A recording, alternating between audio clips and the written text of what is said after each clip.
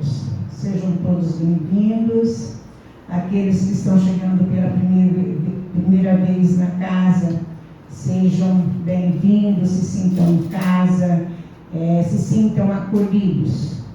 Nós pedimos que aqueles que por acaso ainda não desligaram o celular, que por favor desliguem, que não converse com o companheiro que está sentado ao lado, porque é muito importante nós entrarmos na frequência da espiritualidade. A espiritualidade está aqui, à nossa disposição para nos atender, mas depende de nós entrarmos na frequência.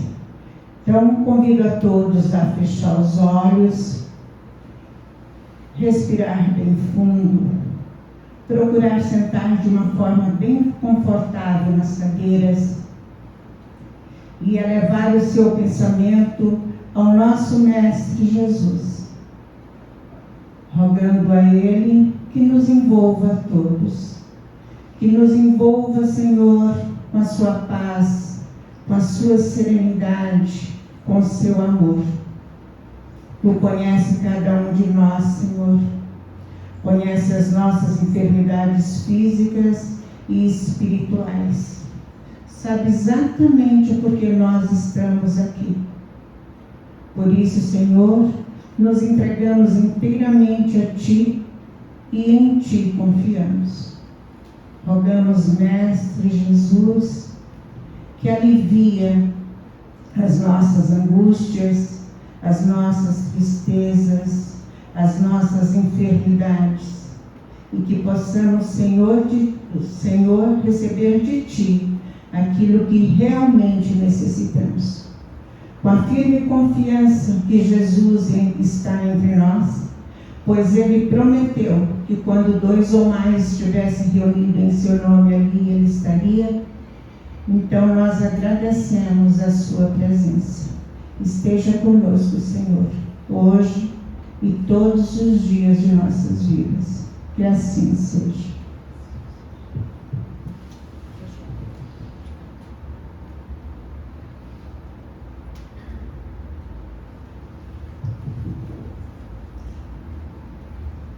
Bom, hoje coube falar a respeito do Evangelho segundo o Espiritismo, que é o capítulo 2, que tem como título Meu Reino não é deste mundo.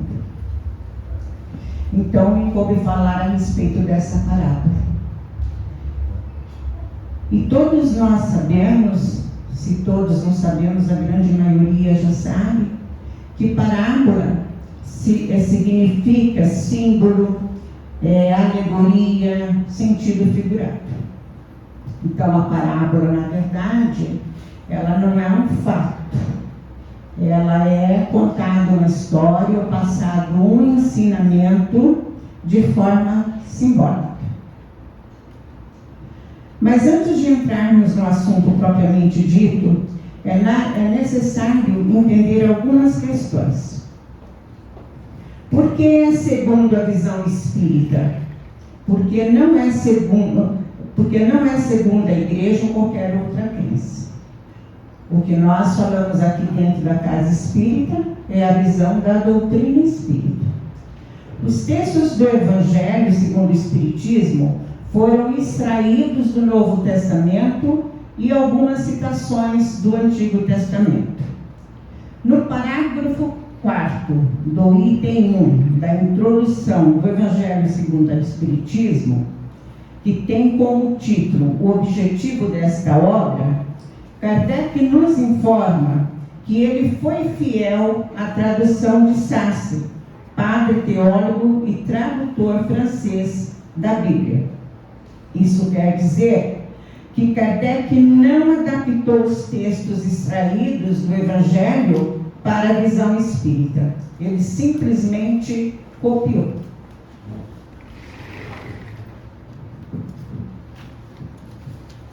No capítulo 3 da introdução, no item Notícias Históricas, Kardec nos orienta a estudarmos o Espiritismo, buscando sempre o significado das palavras na época de Jesus, na época que ela foi escrita, na época que ela foi dita.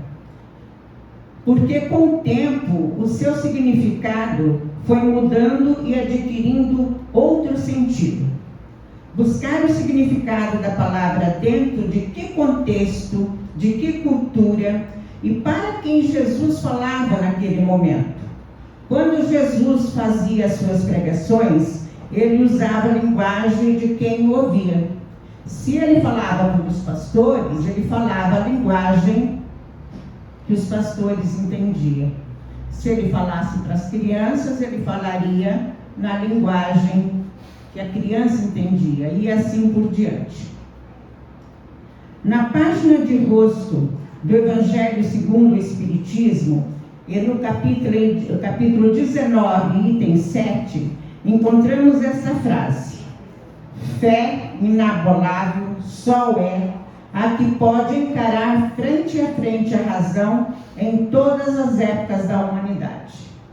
Isso quer dizer que a nossa fé deve ser raciocinada e que devemos passar tudo pela razão. O Evangelho segundo o Espiritismo é composto dos textos extraídos do Novo Testamento, dos comentários de Kardec, que são aqueles que não são assinados, e das instruções dos Espíritos que trazem o nome do seu autor. No capítulo 18, versículo 33 a 37, João narra assim os acontecimentos. Tornou-se, pois, entrar Pilatos no pretório, chamou Jesus e disse: Tu és rei dos judeus? E Jesus respondeu: O meu reino não é deste mundo. Se meu reino fosse deste mundo, certo que os meus ministros haveria de pelejar para que eu não fosse entregue aos judeus. Mas por agora meu reino não é daqui. Disse-lhe então Pilatos: Logo tu és rei? Jesus então responde: Tu dizes que sou rei. Não nasci, nem vim ao mundo, senão para dar testemunho da verdade. E quem é da verdade, ouve a minha voz. Este texto foi extraído do Novo Testamento, de um capítulo que tem 40 versículos. Veja que no Evangelho segundo o Espiritismo consta apenas 4 versículos, de 33 a 37. Então, para que possamos compreender dentro de que contexto Jesus respondeu a Pilatos: O meu reino não é deste mundo, vamos resumir os fatos aqui narrados. Quando Jesus disse: Meu reino não é deste mundo, ele se encontrava diante de Pilatos num tribunal. Acabara de ser traído por Judas Iscariotes, entregue ao sacerdote dos judeus Anás, e em seguida entregue a Caifás, o sumo sacerdote, que o entregou a Pilatos. Pedro já o havia traído 3 vezes.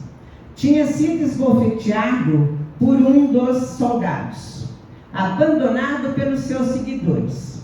E Pilatos, não vendo nele nenhuma culpa, entrega ele a Herodes por questões políticas. Esse também não encontrou nele nenhuma culpa e o devolve a Pilatos. É dentro deste contexto que Jesus responde: Meu reino não é deste mundo. A que mundo Jesus se referia naquele momento? Eles estavam tratando de questões planetárias? Quais as questões tratadas ali naquele momento? Para que possamos compreender a que mundo Jesus se referia, é necessário conhecermos o significado da palavra mundo dentro daquele contexto e dentro da Bíblia. A palavra mundo tem vários significados no Novo Testamento. Na maioria das vezes que é citada a palavra mundo, está fazendo referência às questões mundanas, como eles dizem, ao profano, que são, como também dizem, os pecados, o orgulho, a vaidade e todas as nossas imperfeições. No Novo Testamento, os evangelistas utilizam da palavra mundo para se referir também à riqueza, à violência, aos prazeres e aos interesses materiais, como também a forma de governo e a humanidade, a população terrena, os habitantes da terra, e dentro do contexto dos acontecimentos, a palavra mundo não fazia referência ao planeta Terra, e sim ao governo. E naquela época também era chamado o mundo de Roma. É importante percebermos que, a princípio, a pergunta de Pilatos é específica. Ele pergunta: tu és rei dos judeus? Ele não pergunta: tu és rei do mundo ou tu és rei da terra? Ele pergunta: tu és rei dos judeus? E ele não se é rei do planeta, da terra, do mundo. Na segunda vez ele pergunta: tu és rei? Não especificando o rei do quê e de onde. Então, a que reino Jesus se referia? Na questão 1018 do Livro dos Espíritos, Kardec pergunta: em que sentido se deve entender essas palavras do Cristo? Meu reino não é deste mundo? Os espíritos da codificação respondendo assim, o Cristo falava em sentido figurado, que é aquilo que a gente já comentou. Queria dizer que o seu reino se exerce unicamente sobre os corações puros e desinteressados. Ele está onde quer que domine o amor do bem. Ele não diz se é do coração dos encarnados ou dos desencarnados. Percebe que, segundo o que responde os espíritos da codificação, Jesus falava de forma figurada, que quer dizer que era simbólica. Ele também se referia às questões morais e não às questões planetárias. Quando eles nos respondem que Jesus reina unicamente sobre os corações puros e desinteressados, é que ele está onde quer que domine o amor e o bem. Ele está se referindo às questões morais. Eles estão nos dizendo, com a frase meu reino não é deste mundo, que ele faz referência às questões morais, aos bons instintos. A interpretação mais próxima da informação que os Espíritos nos traz através do Livro dos Espíritos é que Jesus estava se referindo à forma de governo. Muitos dizem que o reino de Jesus é imaterial. Jesus é o nosso rei no sentido de governo e governador do nosso planeta, pois Jesus foi encarregado de formar o planeta e governá-lo, tanto o mundo físico como o mundo espiritual. Jesus governa em ambos os planos. Ele nos deu inúmeras provas de que reina sobre a terra, quando em Marcos capítulo 28, versículo 20 a 21, ele afirma: eis que estarei convosco todos os dias até o final dos tempos. Promete que estará conosco todos os dias. Ele não está falando que estará apenas com os espíritos. Ele está falando que estará apenas com os desencarnados e no mundo espiritual. Mas ele está falando para o mundo, sim, dos encarnados e materialmente falando naquele momento. No momento deste acontecimento, Jesus está se dirigindo aos encarnados. Está dirigindo aos encarnados e dizendo que estará conosco todos os dias. Então ele reina aqui sobre nós. Ele reina sobre o planeta Terra, materialmente falando e espiritualmente. Jesus não se afirmou rei, mas simplesmente replicou a Pilatos quando este lhe indagou se ele era rei. Ele responde: vós o dizeis.